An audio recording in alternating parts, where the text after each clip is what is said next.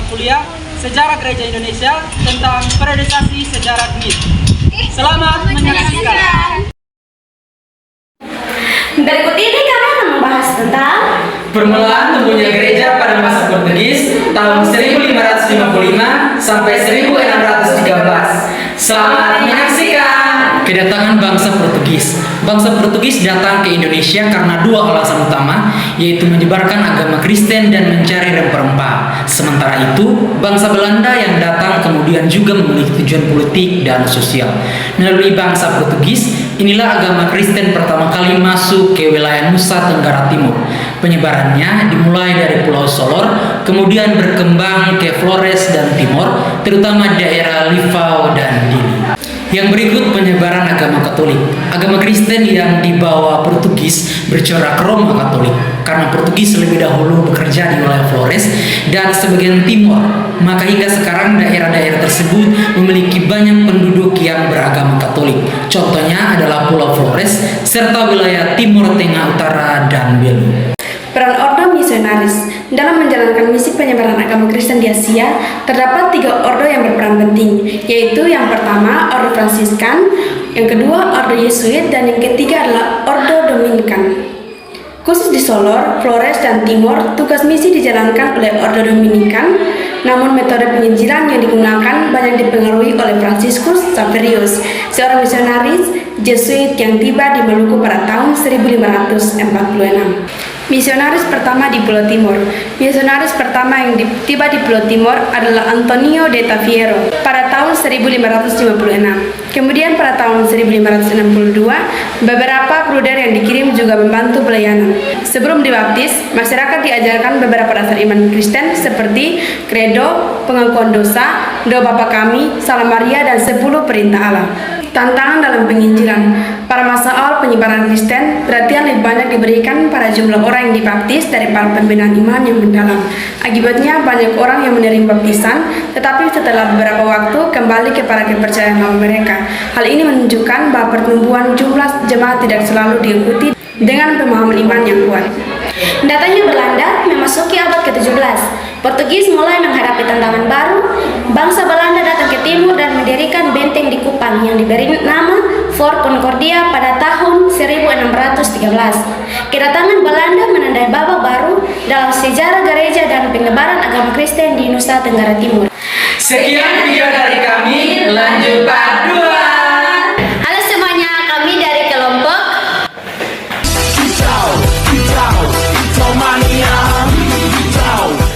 kami akan membahas tentang Gereja Protestan selama pemerintahan Belanda.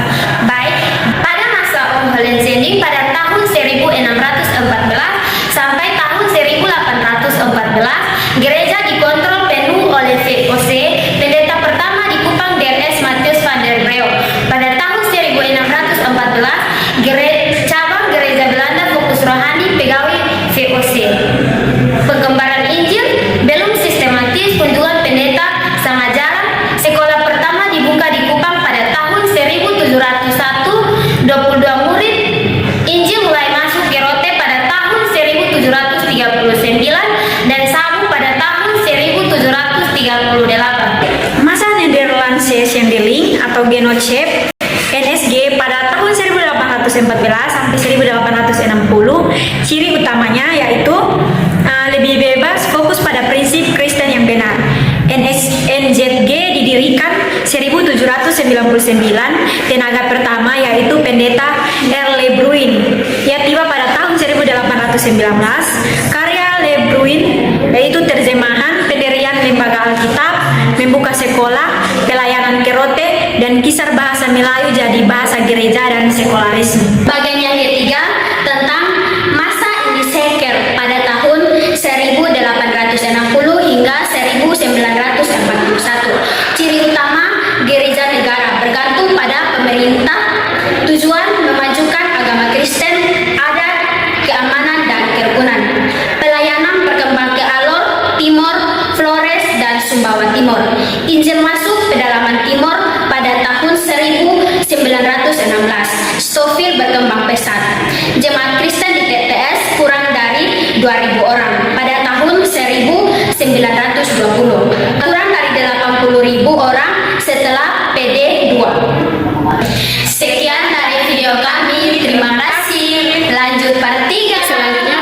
membahas tentang periodisasi gereja pada masa pendudukan Jepang pada tahun 1942 sampai 1945.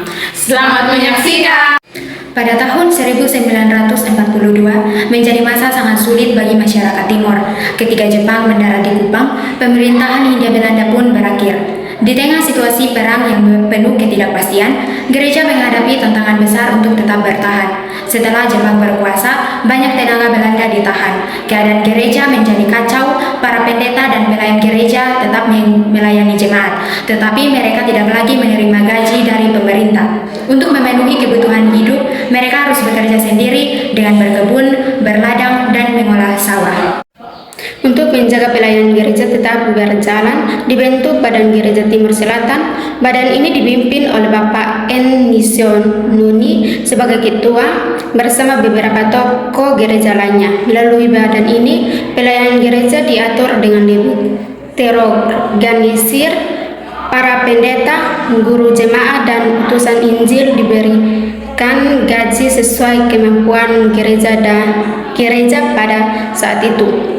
Badan Gereja Timur Selatan memiliki beberapa tugas penting. Pertama, mengangkat pendeta, guru jemaat, dan utusan Injil. Kedua, menyebarkan keputusan gereja kepada jemaat. Ketiga, mengawasi sekolah-sekolah yang ada di wilayah pelayanan gereja. Masa pendudukan Jepang juga membawa penderitaan bagi pelayan gereja. Beberapa pendeta menjadi korban seperti pendeta di Guana dan pendeta Riwu di Alor, serta guru Tube di Tagus. Mereka tetap setia melayani meskipun menghadapi berbagai kesulitan dan ancaman. Walaupun berada dalam masa perang yang berat antara tahun 1942 hingga 1945, Gereja Timur tetap bertahan. Peristiwa ini menjadi bukti bahwa Tuhan terus memelihara gerejanya melalui pelayanan para pendeta, guru, jemaat, dan umat yang setia. Dari sejarah ini, kita belajar tentang keteguhan iman, pengorbanan, dan harapan di tengah kesulitan. Lanjut para depan. Kami akan membahas tentang situasi menjelang pembentukan GEMIT pada tahun 1945 sampai 1947. Tahukah kamu, sebelum berdirinya Gereja Masehi Injili di Timor atau GEMIT, gereja-gereja di Indonesia masih berada di bawah naungan Gereja Protestan Indonesia atau Indisheker. Namun, keinginan untuk membentuk gereja yang mandiri terus berkembang hingga akhirnya GEMIT resmi berdiri pada tahun 1947. Awal mula gagasan gereja mandiri. Pada tahun 1910, Konferensi Zending Internasional di Edinburgh, Skotlandia, mendorong gereja-gereja di daerah misi untuk menjadi gereja yang mandiri. Gagasan ini juga memengaruhi Gereja Protestan Indonesia atau Indisheker. Yang berikut keputusan pada tahun 1933. Dalam sidang umum Gereja Protestan Indonesia pada tahun 1933, akhirnya diputuskan bahwa beberapa gereja akan berdiri sendiri. Gereja-gereja tersebut adalah Gereja Masehi Injili di Minahasa, Gereja Protestan Maluku, dan Gereja Timor. Persiapan pembentukan GEMIT. Pada tahun 1937 dibentuk Komisi Persiapan Konstitusi Gereja Timor di Kupang yang dipimpin oleh DSGP Locher. Tugas komisi ini adalah menyusun dasar dan aturan bagi gereja yang akan berdiri sendiri. Namun, pekerjaan tersebut belum selesai karena pecahnya Perang Dunia Kedua yang membawa banyak perubahan dan kesulitan. Yang berikut berdirinya GEMIT pada tahun 1945, datang seorang pendeta dari Belanda bernama D.S.E. Dijkstra yang mulai mempersiapkan sinode untuk gereja yang mandiri. Akhirnya pada tanggal 31 Oktober 1947, Gereja Timur resmi berdiri sendiri dengan nama Gereja Masehi Injil di Timur atau GEMIT. GEMIT berkembang. Pada awal berdirinya GEMIT memiliki 6 klasis, yaitu klasis Kupang, Campelong, Soe, Alor Pantar, Rote, dan Sabu. Selain itu terdapat 3 jemaat yang berdiri sendiri, yaitu Jemaat Kota Kupang, Jemaat Ende di Flores, dan Jemaat Sumbawa di Nusa Tenggara Barat. Pada tahun 1948, GEMIT resmi menjadi anggota Dewan Gereja-Gereja di Indonesia atau GDI yang sekarang dikenal sebagai Persekutuan Gereja-Gereja di Indonesia atau PGI. Berdirinya Gemit pada tahun 1947 merupakan tonggak penting dalam sejarah kekristenan di Timor melalui perjuangan para pendeta, tokoh gereja, dan jemaat lahirnya sebuah gereja yang mandiri dan terus berkembang hingga saat ini. Sejarah ini mengajarkan kepada kita bahwa kemandirian kerjasama dalam iman yang kuat dapat membawa perubahan besar bagi kehidupan gereja dan masyarakat. Lanjut part 5. Pada part terakhir, saya, Gabriel, dan Oribon akan membahas tentang masa Gereja Masehi Injil di Timur pada tahun 1947 hingga 1975. Bagaimana perjalanan Gemit setelah menjadi gereja yang mandiri? Mari kita lihat perkembangan Gemit dari tahun 1947 hingga 1975. Pada masa ini, Gemit masih dipimpin oleh para pemimpin lama. Fokus utamanya adalah membimbing jemaat agar belajar hidup sebagai gereja yang mandiri, baik dalam pelayanan, pengelolaan keuangan, maupun administrasi. Pada masa ini juga terjadi pemisahan keuangan antara gereja dan negara. Pada tahun 1950, Gemit memasuki babak baru. Tenaga pelayanan dari luar negeri mulai membantu, sementara pendeta Middelkoop tetap melayani penerjemahan Alkitab dalam bahasa Timor. Gemit mulai menyusun pola pelayanan sendiri dan mengesahkan tata gereja baru pada tahun 1952 yang kemudian diperluas pada tahun 1972. Pelayanan liturgi, perjamuan kudus, perkawinan, dan disiplin gereja juga terus dikembangkan. Yang berikut, kepemimpinan sinode dipegang oleh beberapa tokoh penting seperti Pendeta JLCH Abineno, Pendeta Embola, Pendeta El Rajahaba, dan para sekretaris yang mendampingi mereka dalam membangun Gemit. Pada tahun 1960 sampai 1970 masa ini penuh tantangan. Gemit menghadapi kesulitan ekonomi dan situasi politik Indonesia yang tidak stabil hingga peristiwa G30S atau PKI. Namun pada tahun 1965 hingga 1970 muncul gerakan kebangunan rohani yang berpusat di Soe dan Timur Tengah Selatan. Bersamaan dengan dimulainya masa pembangunan nasional 1970 sampai 1975. Pada periode ini, Gemit dipimpin oleh generasi yang lebih muda, yaitu Pendeta J.A.